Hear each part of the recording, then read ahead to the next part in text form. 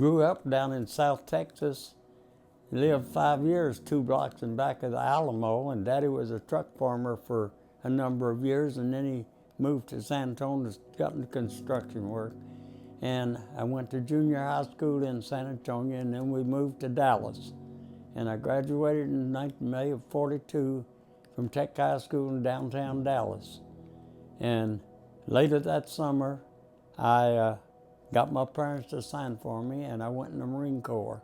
They sent me to San Diego because we live west side of the Mississippi River. Everybody's going Lejeune, not Lejeune, but the camp in the east was on this side of the Mississippi, and everybody's going over there to San Diego.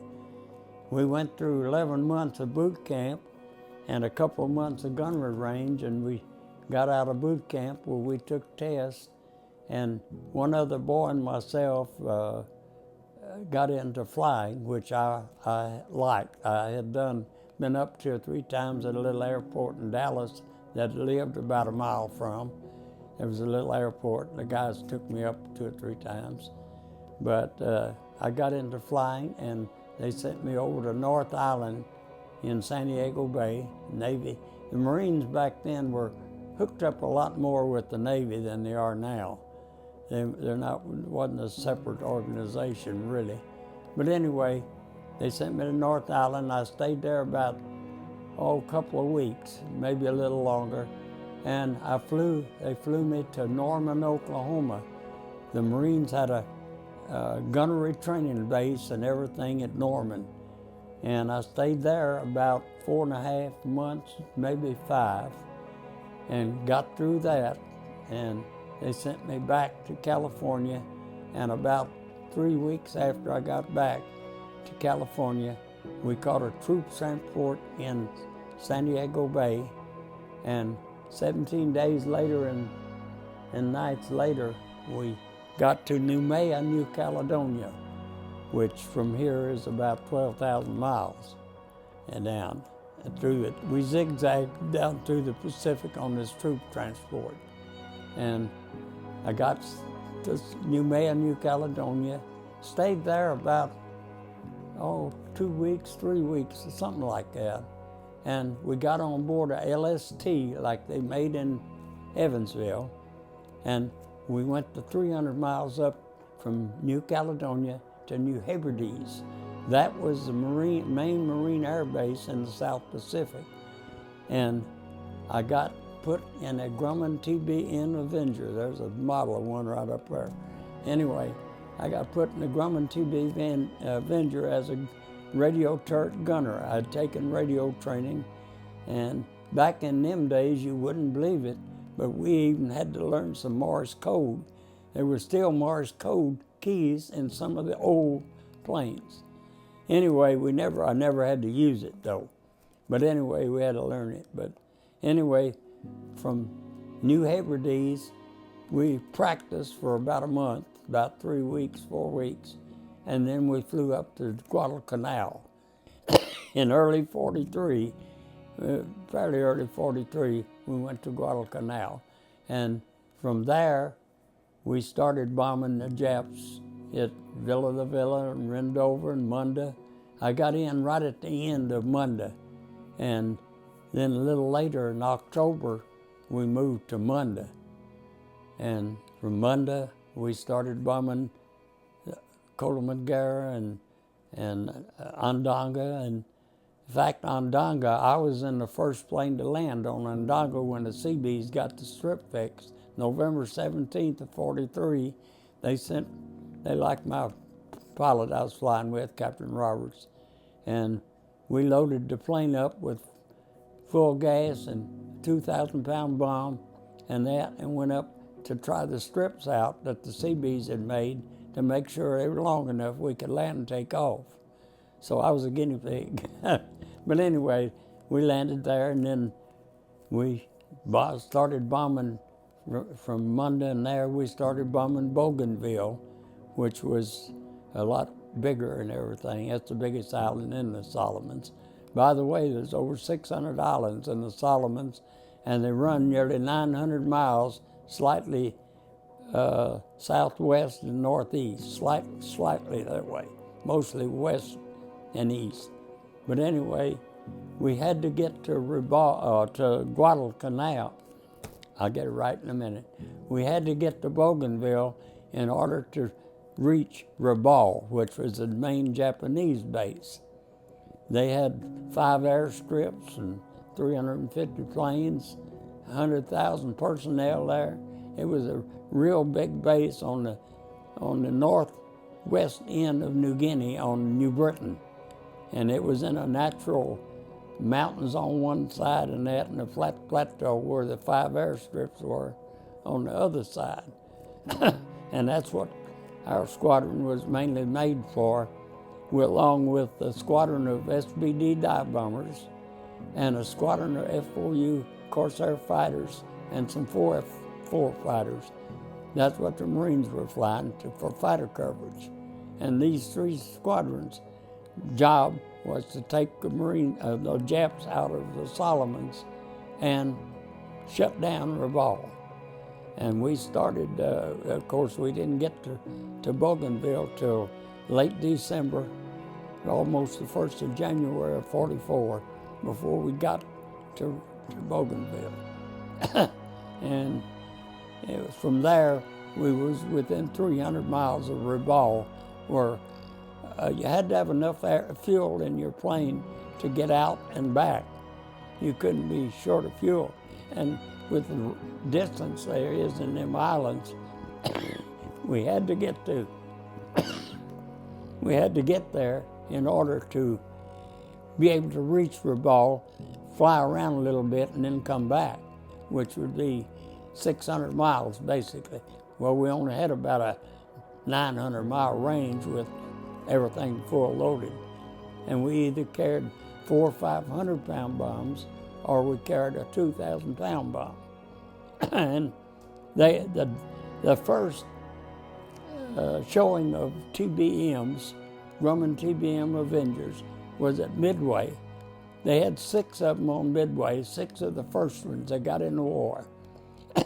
And they got in the Battle of Midway and making torpedo runs. 5 of them were shot down. The 6th one had one gunner killed, pilot wounded, and the other gunner wounded, and the plane had holes all over it. But it did get back to Midway. So the Navy and Marines, I think that's what made them that's what made them decide to make a dive bomber out of it instead of a torpedo bomber and go straight into ack-ack fire. It's a lot more dangerous. And you lost more planes. So anyway, we started dive bombing Rabaul and other islands around there, Kosal and Kolodey. In fact, the Navy and Marines decided to bypass Kolodey. It was a heavily fortified Jap base and everything. So what we did, we isolated them. And I say we, now I'm speaking for all of the groups together when I say we. We sank any ships we saw. We shot down any planes we saw and stuff like that. Ack-ack fire in our planes, the fighter planes. And we had good fighter coverage. The F-4U was a fine plane, very good. And we isolate them and kept, I guess they finally starved out because they couldn't get food unless they come in a submarine. And if we saw a sub, we sank it. And basically, we sank anything that didn't belong to the States. And that's what I spent more than almost a year from Guadalcanal. And at Bougainville, we started bombing Rabaul. Later on, March, April, about March, the end of March, we moved to Green Island. We bombed it and took it over. And that was a little closer to Rabaul.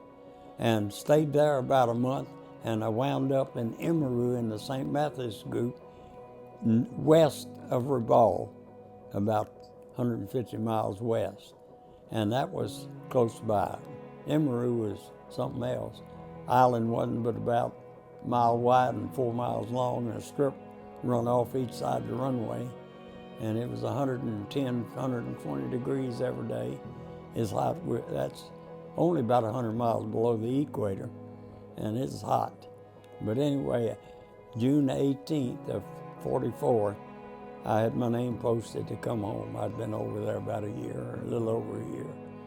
And I took a plane to New Caledonia, and got on board. About 2 weeks later, I caught a USS Lunga Point, and I've got a book that's got an article about it getting hit with bombs, the Lunga Point, and I come home on the USS Lunga Point. I come by Hawaii, and they let us go to town for a night, day and afternoon and night, and then we come home to San Diego. And from there, I had a 30-day leave, and went back to Eagle Mountain Lake in Fort Worth and caught a plane for Cherry Point Marine Air Base in North Carolina, and started flying. The Marines had started flying B-25s. They put me in a B-25 squadron as a side gunner off one of the sides. And I done that for about 4 months or a little more, about almost 5, and took tests, and I got into flight training. And from flight training, they sent me to Murray State Teachers. 5 of us went to Murray State Teachers College, and had 5 Marines and 20 sailors down here at Murray. And my wife was in college. She was born in that front bedroom in 27. The doctor come out here and delivered her in my front bedroom in 1927. And we got dated, and she was a blind date, but anyway, we dated and got married and from Murray, I had 4 months at Murray. Then I had 6 months at the University of Georgia at Athens. And we got married while I was at Athens in 1945, May the 7th. And from Athens, I finished that 6 months, and they sent me to University of Iowa at Iowa for training for another 4 or 5 months of training. And that's when the war ended. And she wanted me out of the Marines to come home because she's here with her family right here in the house. And of course, it was different then. We had by then we'd got electric. No, I think it still had a coal stove. It was over here in the corner with a pipe running out. I tell you, back in them days, everything was different and a lot harder and everything. And finally, in 40, I think I was told that in 42, they had gotten electricity out through here in 1942. And we got electricity in Texas in 1935, and we was living in La Crosse, Texas, down below San Antonio. But some places didn't get it real early. This was still a mud road out here. It was gravel when I got here in 45, but before that it was just a mud road. I got a picture in there of my wife when she was about a year and a half, pulling a little wagon down the mud road, and I'll show it to you later. But anyway, that's how I got in here. I married a Kentucky girl, and she didn't want to live in Dallas. It's too big for her. So I got out of the Marines, and we went to Madisonville, and I had worked at the A&P grocery in Dallas my last 2 years of high school. So I saw the A&P, and I had a choice: coal mine, railroad, the bank. Bank didn't pay nothing. And the A&P paid 10 cents an hour less than the coal mines. So I decided I'd just wear a white shirt and a bow tie and work in the grocery store. And I wound up working for A&P 36 years. It turned out good.